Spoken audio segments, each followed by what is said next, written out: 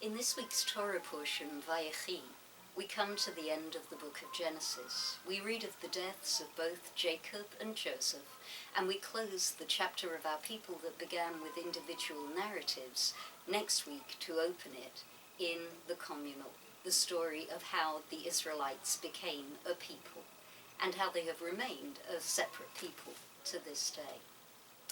In the way of Hasidic commentators, the commentator known by his pen name of the Degel Machane Ephraim, that's Rabbi Moshe Chaim Ephraim of Sudlikov, zeroes in on one tiny detail of this week's portion. It really is a tiny detail. Jacob blesses all of his sons, and of course included among that number is Yehuda, Judah, the one for whom we, the Jews, are named. And the Degel Machane Ephraim zeroes in on the Yod that is the beginning of Yehuda's name. He notices that in order to write any Hebrew letter, you first have to write the letter Yod. And he asks how that ties to Judaism.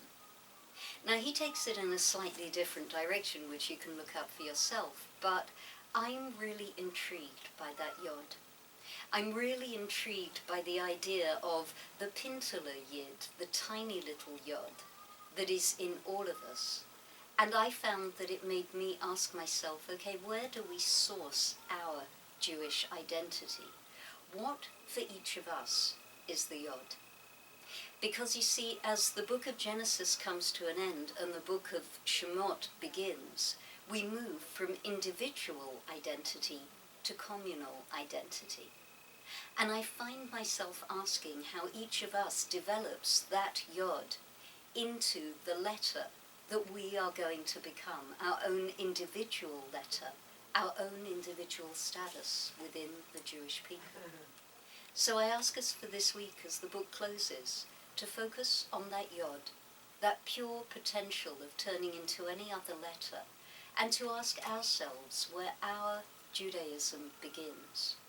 What is that tiny place within each of us that has the potential to develop into our full Jewish identity? That was your Torah in 2.